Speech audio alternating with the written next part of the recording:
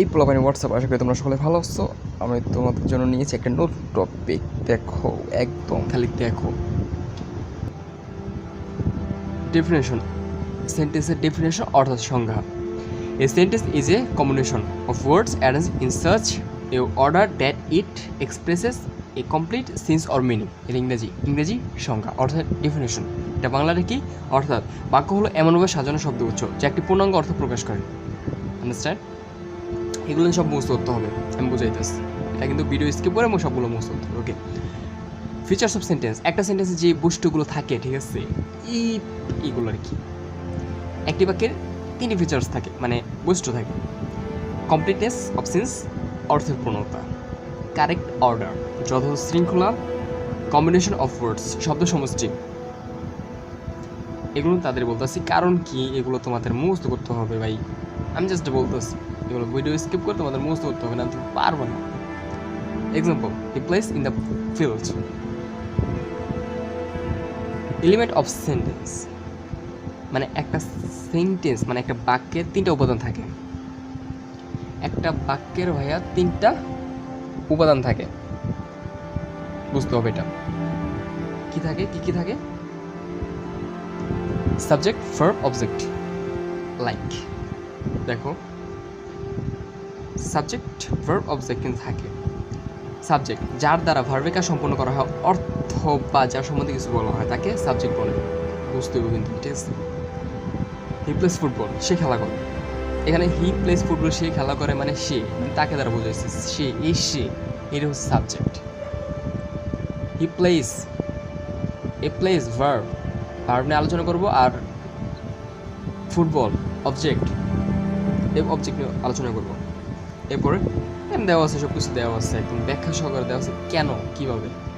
উপরে এ নং বাক্যে ভার্ব হচ্ছে প্লে, যার অর্থ খেলা করা। সে কে খেলে? উত্তর হি খেলে, মানে তাই হি হচ্ছে সাবজেক্ট। সো এগুলো পড়লেই তুমি ইজিলি বুঝতে পারো। ভার্ব, প্রথমে ভার্ব এর গুরুত্ব আলোচনা করা যাক। ভার্ব ছাড়া কোনো বাক্য হয় না, যেমনটি হার্ট ছাড়া মানুষ বাঁচে না। সেজন্য আমি বলে থাকি verb is the heart of English, অর্থাৎ ভার্ব ছাড়া ইংলিশ গ্রামার বাঁচবে না। সংজ্ঞা, যেসব ওয়ার্ড দ্বারা কাজ করা বোঝায় তাদেরকে ভার্ব বলে। এক্সাম্পল মানে উদাহরণ, he plays cricket. He plays, এই যে প্লেসটা, এটা হচ্ছে ভার্ব। এটা ছাড়া সেন্টেন্সটা হবে না। হার্ট ছাড়া মানুষ বাঁচবে এমন। মিনা অফ মি, মিনা আমার দিকে তাকায়। আর ভাই কে কে তাকায় সেটা বলেন না, তাকায়।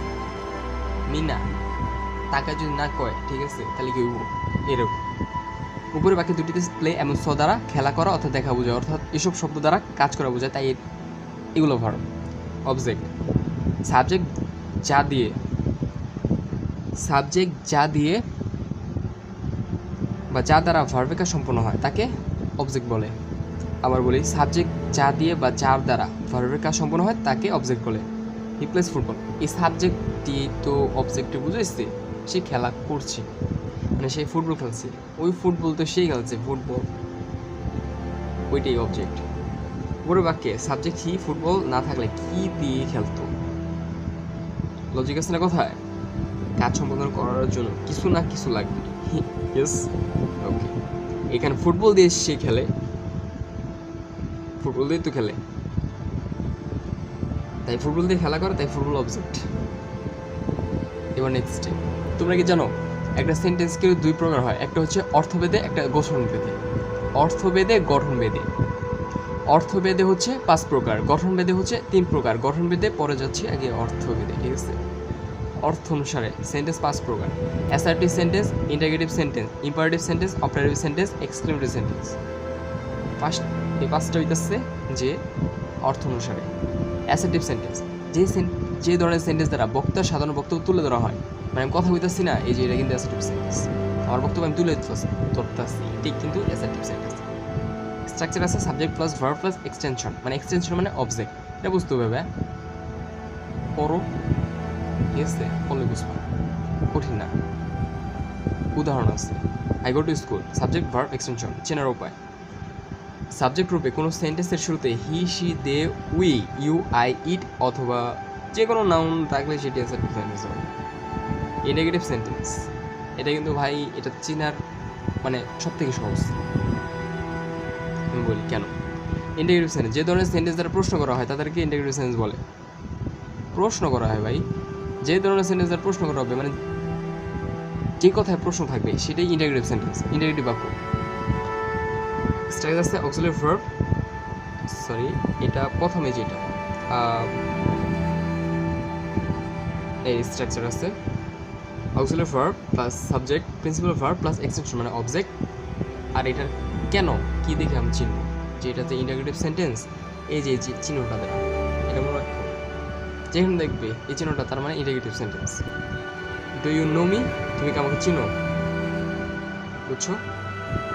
Auxiliary verb am is are, was were, have has, had, do, কতগুলো অক্সিলারি ভার্ব আছে এগুলো মুখস্থ করো। এবং এই অক্সিলারি ভার্ব দ্বারা কিন্তু এখানে আবার প্রশ্ন করা যায়। দেখো স্ট্রাকচার আছে, এটা হচ্ছে প্রথম, এটা হচ্ছে দ্বিতীয় সেন্টেন্স। ইন্টিগ্রেটিভে কিন্তু প্রথম স্ট্রাকচার সংজ্ঞা, দ্বিতীয় স্ট্রাকচার সংজ্ঞা, দুইভাবে হয় ইন্টিগ্রেটিভ সেন্টেন্সটা। একটা হয় প্রথমে অক্সিলারি ভার্ব দ্বারা, আরেকটা হয় প্রথমে ডাব্লিউএস কোশ্চেন দ্বারা। W S question, auxiliary verb, subject plus principal verb, extension. যখন টেন্স ভালোভাবে আয়ত্ত করতে পারবে না তখন এটা একদম পানির মধ্যে সহজ বুঝবে কেন। সামনে আরও অনেক ভিডিও আছে, একদম পানির মতো সহজ হবে। এই ইউটিউব চ্যানেলটা সাবস্ক্রাইব করে রাখো এবং নেক্সট ভিডিও অবশ্যই তাড়াতাড়ি পাবে এবং বুঝতে হবে। ইংরেজিতে ভাই তোমার কাঁচা থাকবে না, ইংরেজি হচ্ছে পানির মতো সহজ, ইউনো। দেখো ডাব্লিউএস কোশ্চেন নিচে দেওয়া হলো, হু, ও, হোয়েন, ওম, এগুলো কি, এগুলা সব মুখস্থ করো। ইম্পারেটিভ সেন্টেন্স, যে ধরনের সেন্টেন্স দ্বারা আদেশ, উপদেশ, নিষেধ, অনুরোধ, পরামর্শ ইত্যাদি বোঝানো হয় তাদেরকে ইম্পারেটিভ সেন্টেন্স বলে। Structure principal verb plus extension, মানে এখানে ইম্পারেটিভ সেন্টেন্স দ্বারা একজন তোমাকে আদেশ করলো, উপদেশ করলো, নিষেধ করলো, ওই আদেশ, উপদেশ, নিষেধ যে কথায় প্রশ্ন হবে সেটাই হলো ইম্পারেটিভ। মনে রাখা, খালি একটু মনে রাখবো, শেষ খেলা শেষ। Structure principal verb plus extension থাকবে, ঠিক আছে। Open the book, don't plus principal verb plus extension থাকবো, don't go there, okay.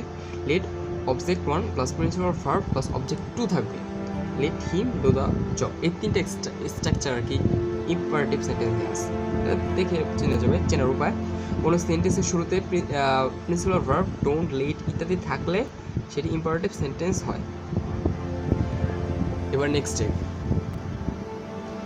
Operative sentence, যে ধরনের সেন্টেন্স দ্বারা আশীর্বাদ, ইচ্ছা বা প্রার্থনা বোঝানো হয় তাদেরকে অপারেটিভ সেন্টেন্স বলে। Operative sentence, may subject, may plus subject principal verb plus extension, may Allah bless you. Exclamatory sentence, যে ধরনের সেন্টেন্স দ্বারা আনন্দ, দুঃখ ইত্যাদি প্রকাশ হয়, মানে যে ধরনের সেন্টেন্স দ্বারা কথায় বার্তায় মানে আনন্দ দুঃখ প্রকাশ করলে ওইটা হলো এক্সক্লেমেটরি সেন্টেন্স।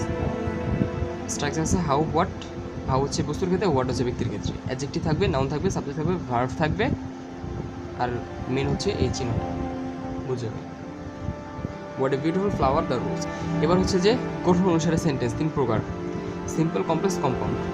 এটা হচ্ছে সরল বাক্য, জটিল বাক্য, যৌগিক বাক্য।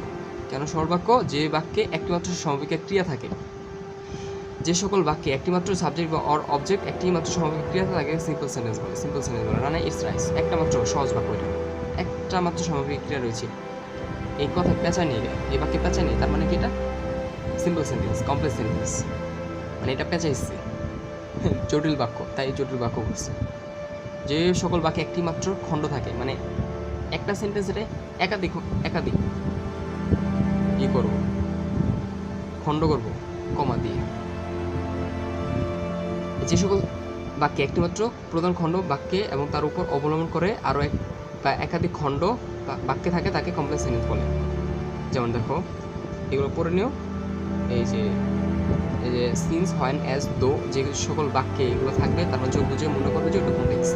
ইফ ইউ কাম, তোর কমা দিচ্ছে আই শ্যাল গো, তুমি যদি আসতে তা আমি যেতাম, আমি যাবো, ঠিক আছে, এটাই বলছি। কম্পাউন্ড সেন্টেন্স মানে যৌগিক বাক্য, ওই যে অ্যান্ড অর বাট দ্বারা কয়েকটা সেন্টেন্স আছে না, মানে কয়েকটা বাক্য যুক্ত করে, সেটি দুই বা তার অধিক বাক্য যখন একসাথে যুক্ত হয় তখন তাদের কম্পাউন্ড সেন্টেন্স বলে। The boy is spot but honest, এক্সাম্পলের কথা বলছি। The boy spot the honest, মানে ছেলেটি গরিব হলেও সে সৎ, বাট অ্যান্ড এটি। তাহলে সুস্থ থাকো, ভালো থাকো, এবং নতুন নতুন যদি ভিডিও পেতে চাও এবং ইজি একদম সহজে যাতে বুঝতে চাও, তাহলে এই চ্যানেলটি অবশ্যই সাবস্ক্রাইব করো। হয়তো এই চ্যানেলটি নতুন, কিন্তু কথা হইতেছি যে এই চ্যানেলটা কি নাম্বার 1 হবে ইনশাল্লাহ, তোমরা যদি পাশে থাকো। আল্লাহ হাফেজ, ভালো থাকো, সুস্থ থাকো। ওকে।